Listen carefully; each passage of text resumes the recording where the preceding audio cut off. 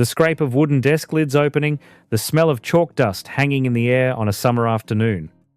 The weight of a leather school bag cutting into your shoulder as you walk through iron gates that told you in no uncertain terms you belong to us now.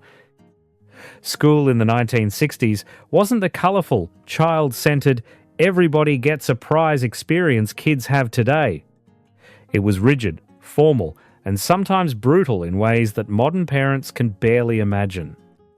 But beyond the famous stories of canes and strict uniforms, there was a whole other world inside those classrooms that nobody talks about anymore.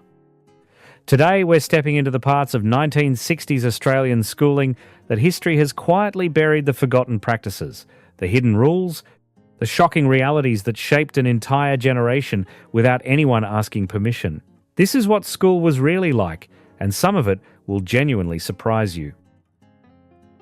Number 1. Leaving school at 14 was encouraged for working-class children. And here's the darkest truth of 60s. Australian schooling, the system, wasn't designed to educate all children equally. It was designed to sort children efficiently into the roles society had already decided they'd fill.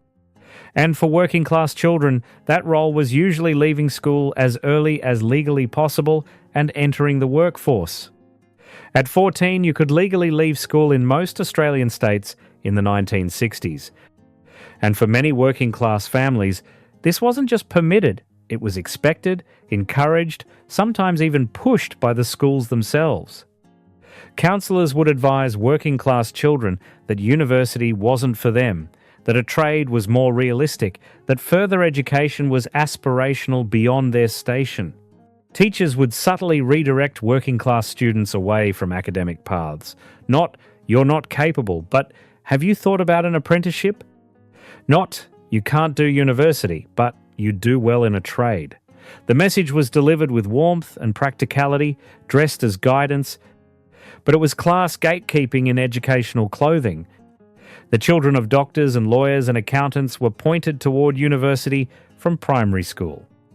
The children of labourers and factory workers were pointed toward the trades or domestic service at the same age. Both groups were given this direction before they'd had any real opportunity to demonstrate what they were actually capable of. The tragedy is that enormous amounts of Australian intelligence and talent were wasted by this system.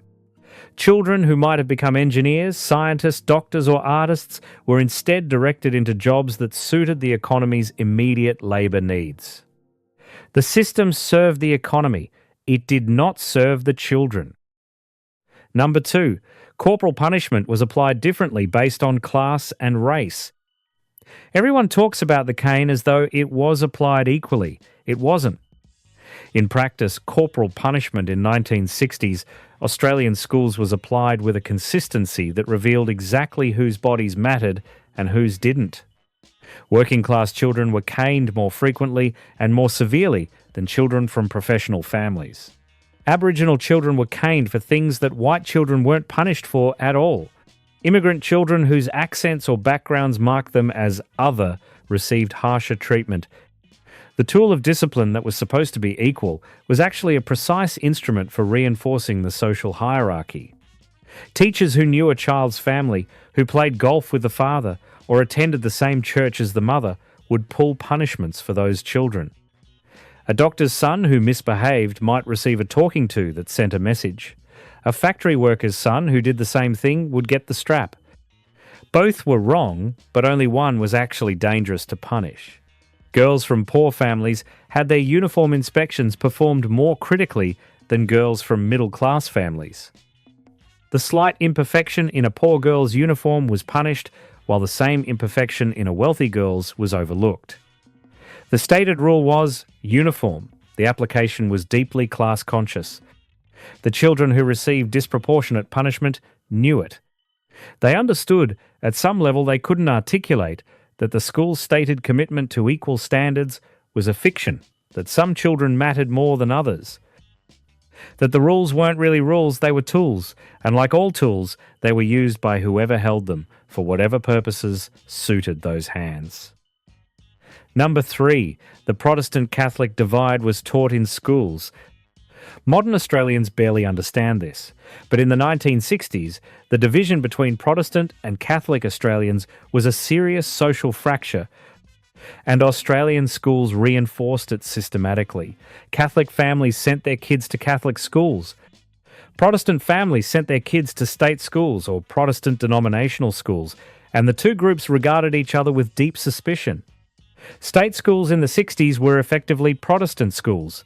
Scripture classes were Protestant. Assemblies reflected Protestant religious culture. Catholic children who attended state schools, often because there was no Catholic school nearby, were marked as different, potentially suspect.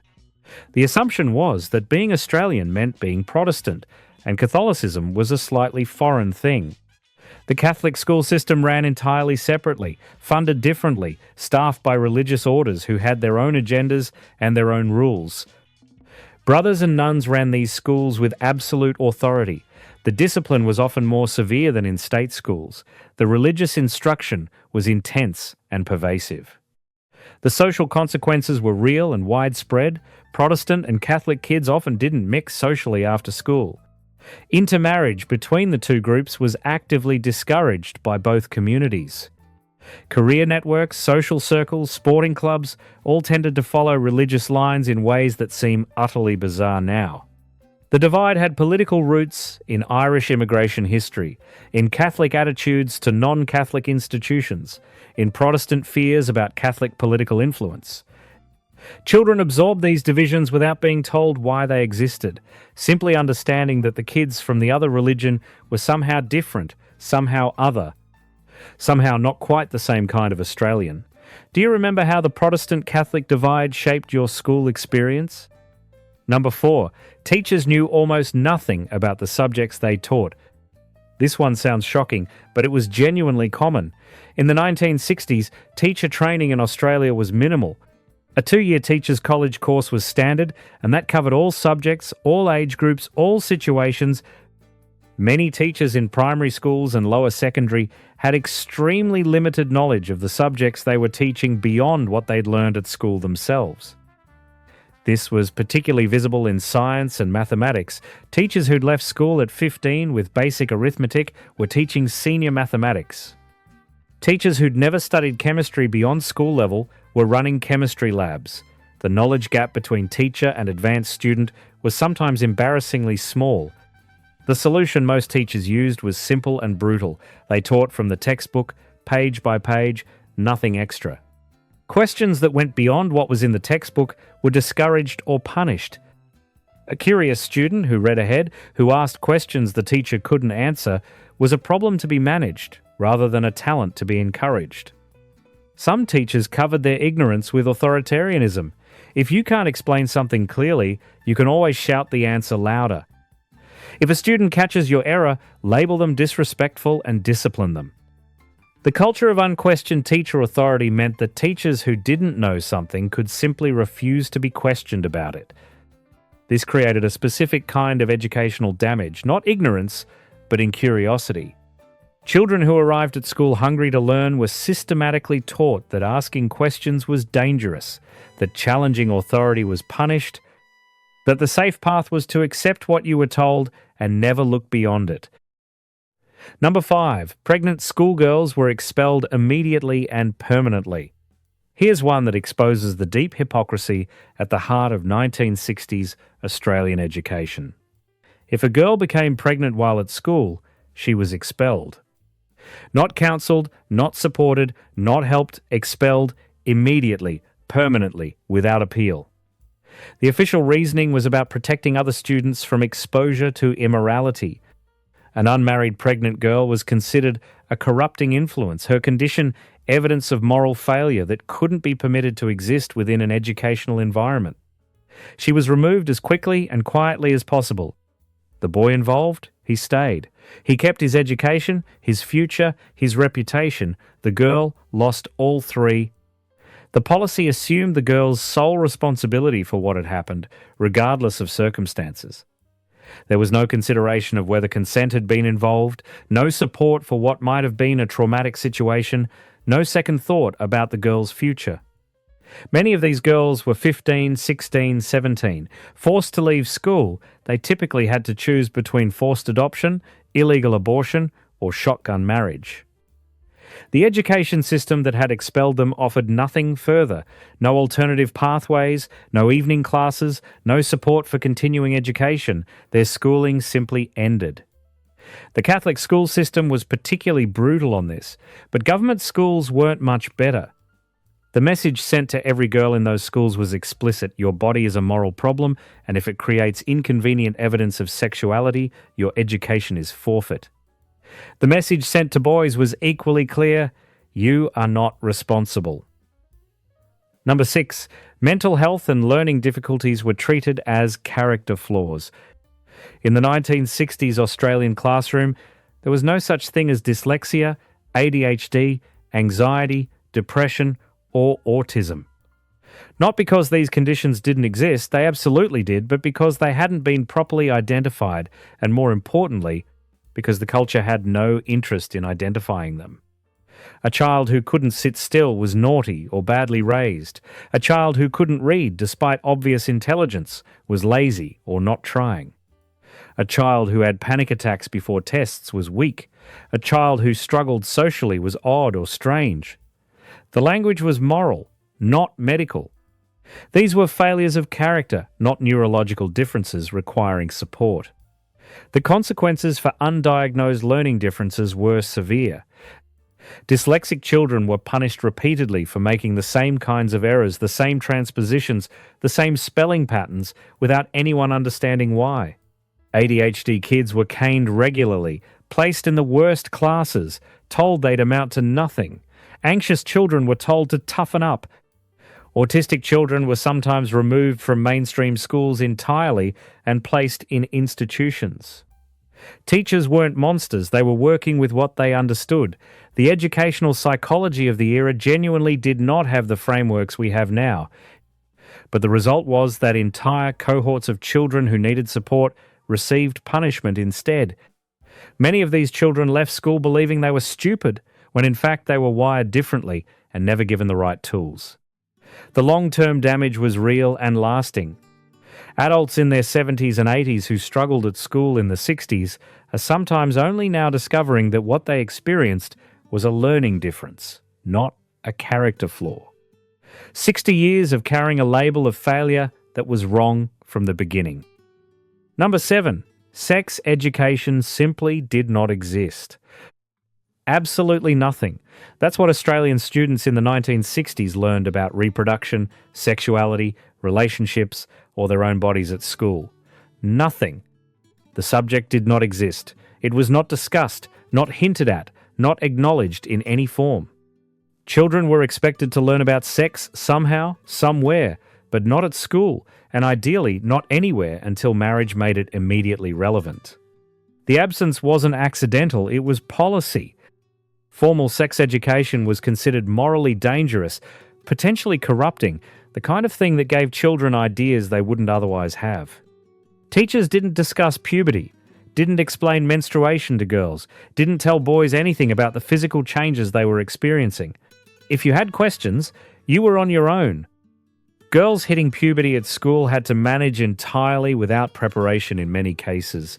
If a girl hadn't been told at home what was happening and got her first period at school, the response from teachers was likely embarrassment and a phone call to parents rather than actual information or support. The shame around girls' bodies was total.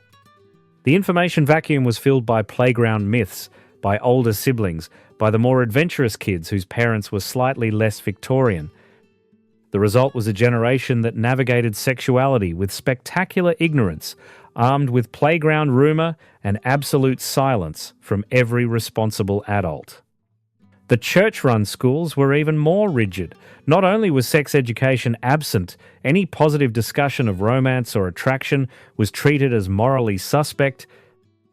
Boys and girls who were caught holding hands faced consequences that treated normal adolescent development as moral failure. This was the Australia that produced the sexual revolution of the late 60s and 70s, not despite the silence, but partly because of it. Number 8. Immigrant children were forbidden from speaking their own language. With 500,000 European migrants arriving in Australia through the late 1940s and 50s, Australian schools in the 60s were full of children who spoke Italian, Greek, Polish, Croatian, Ukrainian, and dozens of other languages at home, and those languages were treated by schools as problems to be eliminated, not gifts to be celebrated. The policy was explicit in many schools, English only, at all times, on school grounds. Children caught speaking Italian or Greek in the playground would be punished. Confiscation of property, detention, sometimes caning. The message was stark. Your home language is shameful here. Your parents' language doesn't belong in Australia. Teachers would sometimes mock children's accents, repeating words back in exaggerated imitations while the class laughed. Children who hadn't yet mastered English would be placed in classes with younger students because their language skills were deemed the same as younger children's intelligence levels. 7-year-olds who spoke 3 languages were treated as less capable than 7-year-olds who spoke only English. The effect on families was devastating. Many immigrant children learned the lesson so thoroughly that they stopped speaking their home language entirely. Parents would come home from work to find their children refusing to answer in Italian, in Greek, in Polish because school had taught them that their language was something to be ashamed of. Whole languages were lost within single generations because Australian schools treated linguistic diversity as a deficiency. The irony is that these children were genuinely multilingual, an intellectual achievement that researchers now recognise provides cognitive advantages. But 1960s Australian education treated bilingualism as a problem, monolingualism as success, and cultural diversity as something that needed to be processed out of children as efficiently as possible. Number 9, teachers regularly humiliated students as classroom discipline. Everyone knows about the cane, but the cane was quick, physical, and over. What took longer, cut deeper, and left no visible marks was the deliberate public humiliation that many 60s teachers used as their primary tool for controlling classrooms. This was psychological punishment so routine that students considered it completely normal.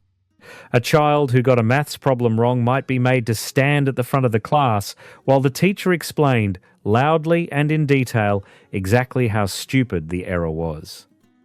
Other students would be invited to laugh. The humiliated child was expected to stand there, absorb it, and say nothing. Crying was weakness. Defending yourself was insolence. You just stood there and took it. Kids who were slow readers would be called to read aloud in front of the class, stumbling over words while the teacher's expression made clear what everyone was thinking. Left-handed children were forced to write with their right hands, their natural way of doing things, treated as a defect to be corrected. If their left-handed writing slipped through, teachers would sometimes make them write lines until their right hand learned properly. The nicknames teachers gave struggling students weren't gentle. Thickie, numbskull, dunce, used openly, in front of classes, as standard vocabulary. Dunce caps were still in use in some schools in the early 60s. Pointed paper hats placed on the heads of children who failed tests, worn while sitting in a corner. It was humiliation as pedagogy. The cruelty was rarely malicious in intention. Most teachers genuinely believed that shame was an educational tool, that embarrassing a child into trying harder would produce better students. The idea that this could cause lasting psychological damage, anxiety, shame, hatred of learning simply wasn't part of the conversation. Do you remember a teacher who used humiliation as a teaching method? Number 10. Aboriginal children were actively excluded or segregated. Here's the truth that no school reunion ever mentions. In many parts of Australia in the 1960s, Aboriginal children were simply not welcome in mainstream schools. In Queensland, Western Australia, and the Northern Territory especially, government policy actively separated Aboriginal students from white students, either by running entirely separate schools on reserves or by refusing enrolment to Aboriginal children in local state schools.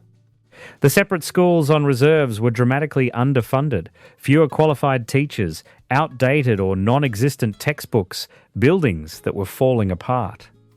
Aboriginal kids were being educated, if you could call it that, with resources that white Australians would never have accepted for their own children. The message was explicit: these children don't deserve the same education. In towns where Aboriginal families live near white communities, the social pressure to keep kids separate was enormous. White parents would complain if Aboriginal children enrolled. Some principals would find excuses: you live too far away, you don't have the right forms, come back next term. It was discrimination dressed up in paperwork. The assimilation policy of the era made it even more twisted. The government simultaneously wanted to destroy Aboriginal culture and language while refusing to give Aboriginal children access to the education that could have given them economic independence. Aboriginal kids were being denied both their heritage and their future in the same breath. The children who did manage to attend mainstream schools faced daily racism from classmates and sometimes from teachers themselves. They were expected to sit quietly, absorb white Australian culture, and never mention their own. Their language, their knowledge, their way of understanding the world, all treated as inferior, irrelevant, embarrassing. School in the 1960s was tougher, stricter, and more inequitable than most Australians like to remember. Yes, it built resilience and instilled discipline. But it also segregated children by race, crushed them with shame, silenced their home languages, failed to protect pregnant girls, misunderstood learning differences, applied its rules according to class, and systematically limited the horizons of children born into the wrong families. We've made real progress since then. Australian schools today are kinder, fairer, and more genuinely committed to giving every child a chance. We diagnose learning differences instead of punishing them. We teach all children rather than sorting them into futures they didn't choose. We've banned the cane and the dunce cap. But the generation that went through those 60s classrooms built this country. They're our parents and grandparents, and they built modern Australia with whatever education that system decided to give them. Understanding what they endured and what was denied to some of them is understanding how Australia became what it is, both its strengths and the inequalities we're still working to correct. This was Retro Australia, where the past is still alive.